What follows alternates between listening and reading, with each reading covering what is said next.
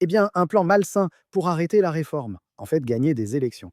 Et il se passe tellement de choses en ce moment. Cela montre que l'establishment fait essentiellement une crise de nerfs, parce qu'ils savaient que nous sommes bien partis pour obtenir un gouvernement de réforme qui va fondamentalement changer le statu quo défaillant que nous avons en ce moment. Je vous invite à regarder cette vidéo jusqu'au bout, car beaucoup de points importants doivent être abordés et portés à votre attention. Et comme toujours, n'hésitez pas à liker cette vidéo. Un petit pouce en l'air, j'apprécierais vraiment. Une grande partie concerne la British Broadcasting Corporation qui s'est formée comme nous le savons. Ils ont souvent dû s'excuser auprès de Nigel Farage, la British Broadcasting Corporation avançant toujours la même défense. Oh, on est critiqué par la gauche et la droite, c'est pour ça qu'on est au milieu. Cela montre qu'on est impartiaux. En réalité, vous pouvez le voir ici. Les recherches menées à ce sujet montrent que les électeurs de gauche font beaucoup plus confiance à la British Broadcasting Corporation que les électeurs de droite. Sans surprise.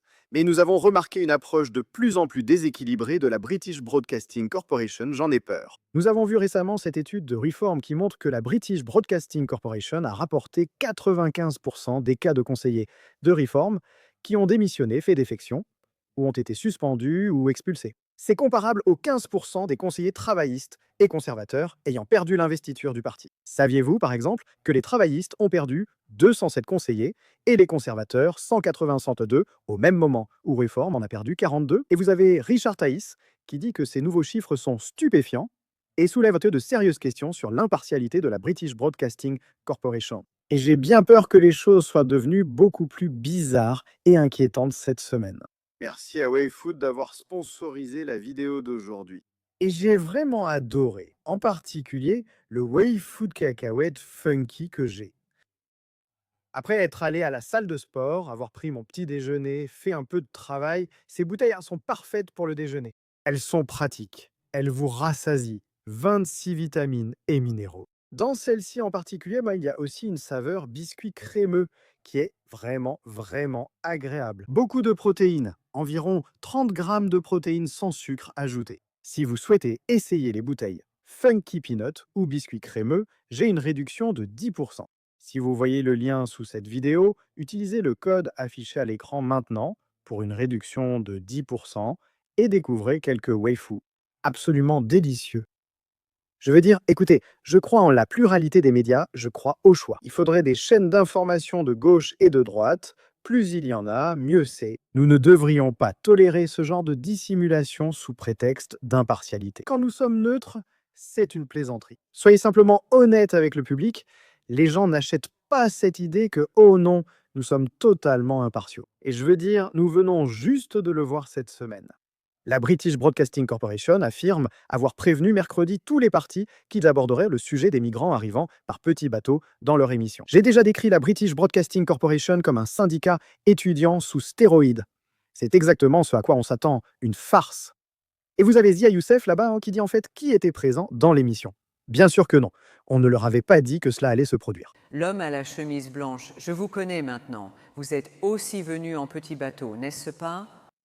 Quelle est votre réaction à ce que vous entendez ? Parce qu'évidemment, tout le monde parle de personnes comme vous. Eh bien, laissez-moi dire quelque chose d'abord. Je veux juste préciser que quitter la Convention n'affecte pas seulement les migrants. Cela donnerait aux gens ordinaires une protection fondamentale de moins, pour défendre leurs droits. Même pour les contrôles du week-end, et le gouvernement fait planer un risque sur le règlement pacifique en Irlande du Nord et nuire à notre coopération en matière de sécurité. Permettez-moi de vous interroger sur votre situation. Puisque nous abordons l'immigration aujourd'hui, nous parlerons de personnes comme vous. Nous verrions s'il y a 2, 3 ou 4 personnes intéressées dans cette situation. Et je sais que c'est votre cas, parce que je vous ai parlé avant. Vous venez d'Iran. Je me demande juste ce que vous pensez de cette idée, parce qu'une chose dont le gouvernement parle, et plusieurs partis aussi, si les pays sont sûrs, ils le deviennent une fois que vous les avez quittés, dans votre cas, l'Iran. D'accord. Seriez-vous alors heureuse d'y retourner ? Eh bien, il y a 2 points dont nous devons nous occuper. Tout d'abord, d'accord physiquement. Si l'Iran est sûr, si le régime a changé, s'il y a un changement de régime en Iran, d'accord, c'est sûr pour des gens comme moi de retourner en Iran. Mais la deuxième chose dont nous devons nous préoccuper, c'est par exemple pour moi, J'ai une fille de 4 mois, donc elle est née ici et elle grandit ici. Elle va grandir ici en apprenant l'anglais, en apprenant à lire et à écrire l'anglais, et elle ne saura pas lire et écrire le farsi, ou même parler le farsi. Tu ne veux pas retourner avec ta famille? Oui, même après, disons, après 5 ans, un gouvernement réformé de West Asia, je ne sais pas, qui vient à l'origine d'une famille de migrants, viendrait me dire de retourner dans mon pays. Qu'adviendra-t-il de ma fille? Tu crois que c'est ça? Je réponds volontiers à cette question.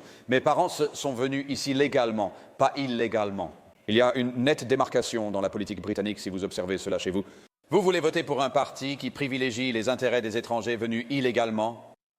Voulez-vous voter pour un parti qui privilégie les Britanniques travailleurs, ceux qui règlent leur réveil avant de dormir et peinent à payer leurs impôts? Ce n'est pas une ligne de division. Ce n'est pas vraiment une ligne de division dans la politique britannique. Savez-vous combien d'argent? Savez-vous combien d'argent possèdent les Britanniques? D'autres options existent, il y a des gens là-bas. Savez-vous combien les contribuables britanniques ont payé en allocation de crédit universel aux étrangers l'an dernier? 10 milliards de livres sterling.